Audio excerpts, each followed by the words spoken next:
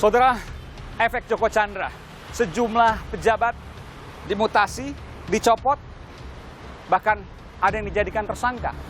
Tapi sebagian masih diperiksa, bahkan sebagian yang lain belum terdengar jelas kabar tindak lanjutnya. Dari semua yang tampak di permukaan, ada yang menjadi pertanyaan utama adalah ternyata belakangan ditemukan sebelum kehebohan melanda penegakan hukum negeri ini, ternyata ada seorang jaksa yang jauh-jauh hari sudah bertemu dengan Joko Chandra. Ia bertemu pada bulan November 2019, 2 kali. Saya memiliki buktinya. Saya akan tunjukkan pada Anda tiket Jaksa Pinangki Sirna Malasari yang kala itu bersama dengan calon pengacara Joko Chandra. Sekali lagi saya garis bawahi, masih calon bernama Anita Kolopaking, belum menjadi pengacaranya. Saya akan tunjukkan berikut ini.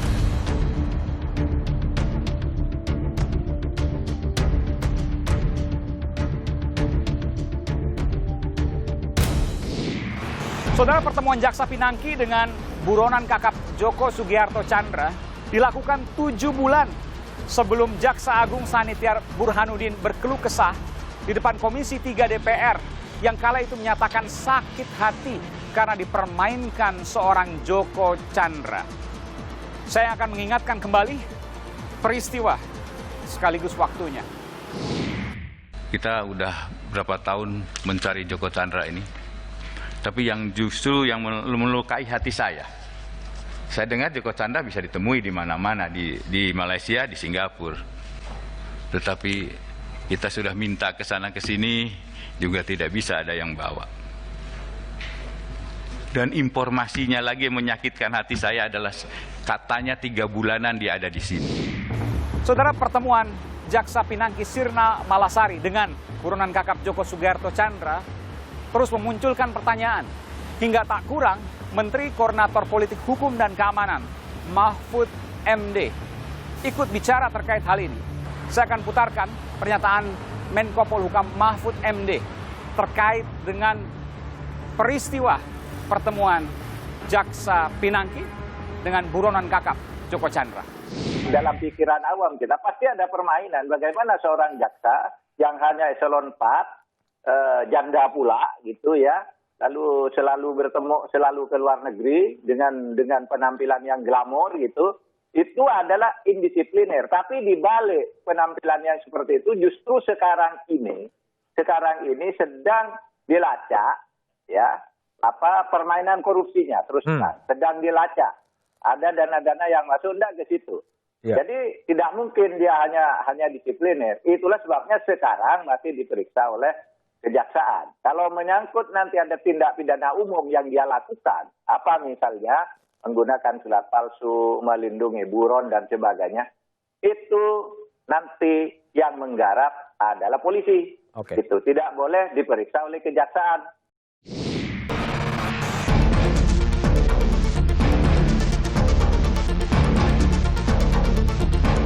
Dirawat, bulan, sakit dan meninggal.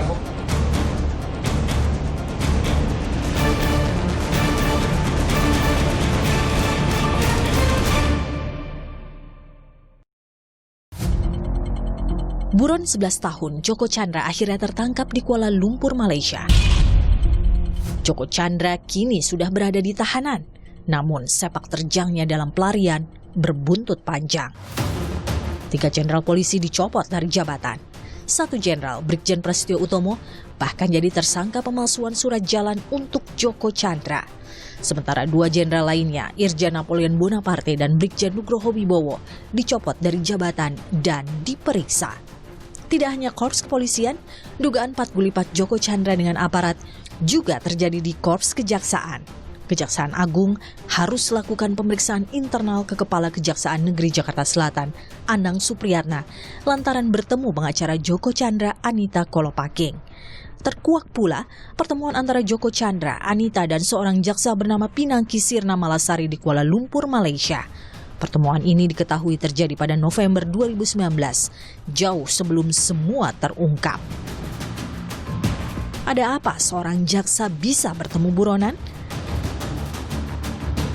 Aiman mewawancarai pejabat Kejaksaan Agung mengungkap fakta di baliknya.